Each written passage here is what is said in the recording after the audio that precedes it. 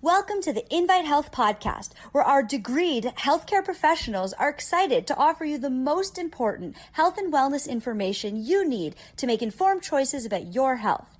You can learn more about the products discussed in each of these episodes and all that Invite Health has to offer at www.invitehealth.com/podcast.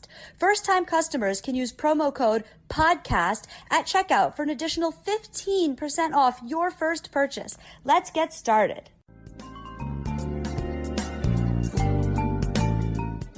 You've probably heard us talk about adaptogenic herbs in the past, whether it's on a podcast or on one of our radio shows. So today I want to talk a little bit about what in the world is an adaptogenic herb. I'm Amanda Williams, MD, MPH. And let's get to the heart of it. We know it is all about stress and trying to find different mediators to the stress response. When we think about what is actually occurring within our body when we are under acute stress.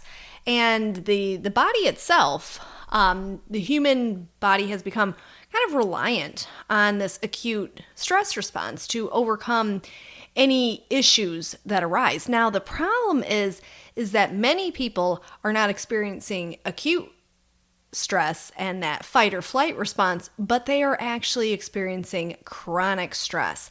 And it is that chronic stress that is creating all of this dysregulation within the HPA axis, which is the hypothalamic pituitary adrenal axis.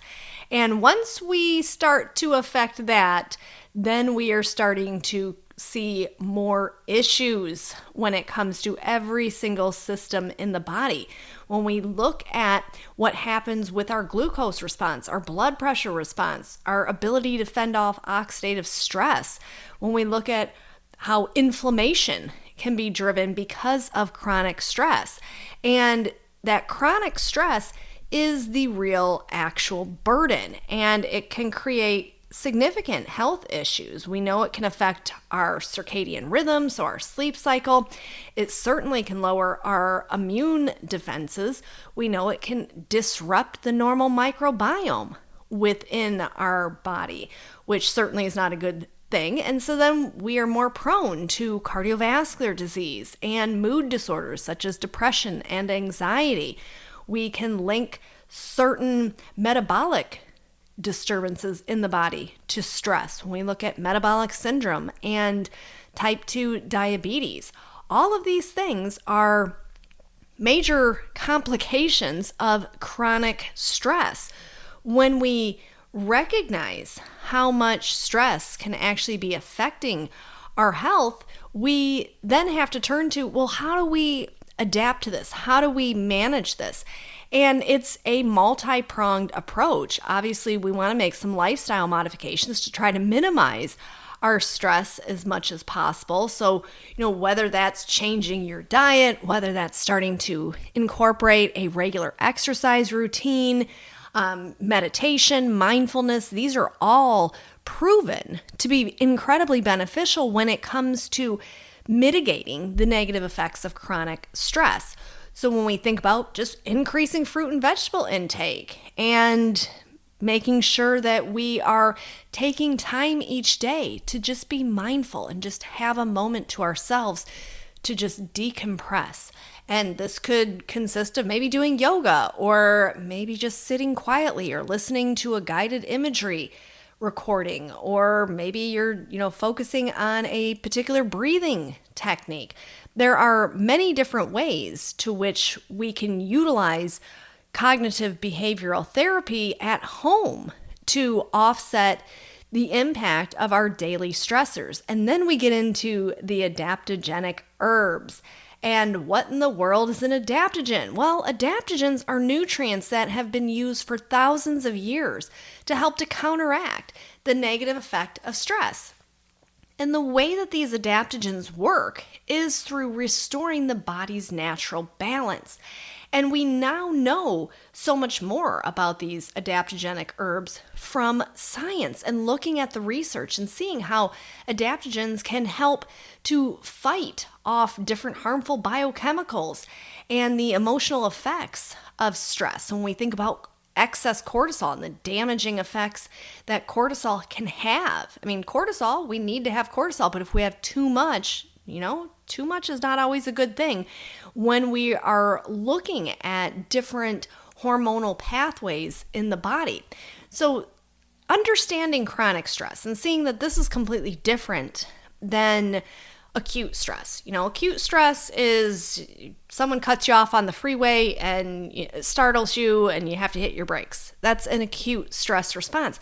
Chronic stress is triggered every single day. So the immune system is affected. Your level of inflammation is greater. You may have foggy brain. And there are so many different ways in which chronic stress can present itself.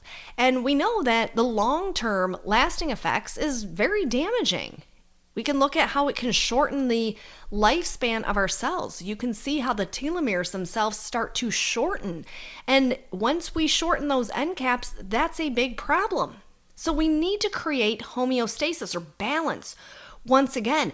And this is what these adaptogenic herbs are known to do. So for thousands of years, they have been utilized. And now we understand the science behind this, how these adaptogens are actually offsetting the negative impact of chronic stress.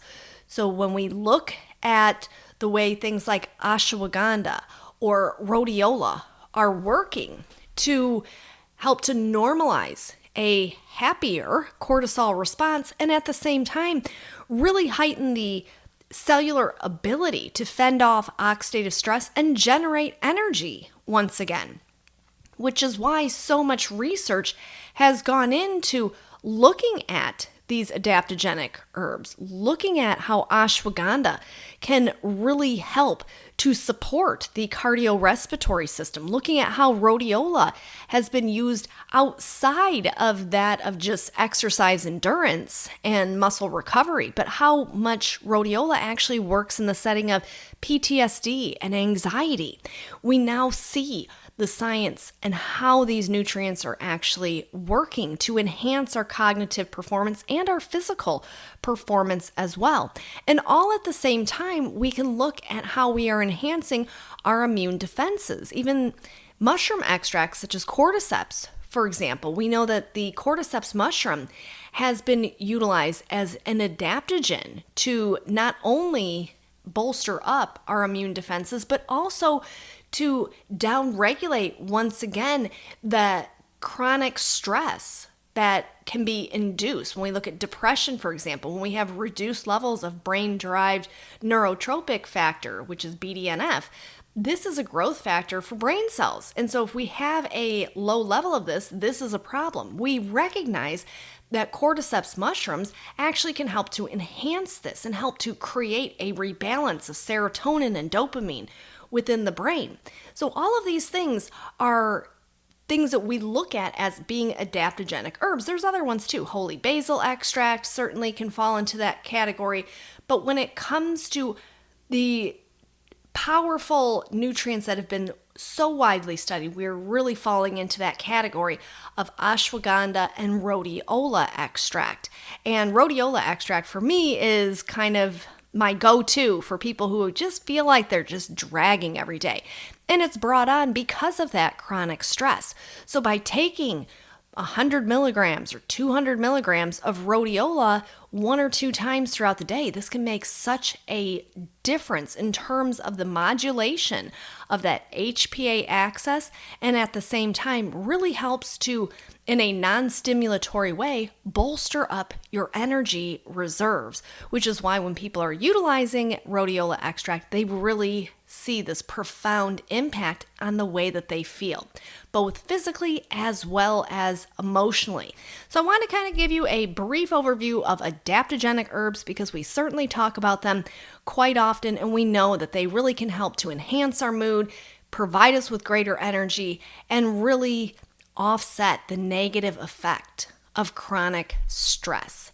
So I want to thank you so much for tuning in to the Invite Health podcast. Remember, you can find all of our episodes for free wherever you listen to podcasts or by visiting invitehealth.com/podcast. Now do make sure that you subscribe and leave us a review. You can follow us on Facebook, Twitter, and Instagram at Invite Health, and we will see you next time for another episode of the Invite Health Podcast.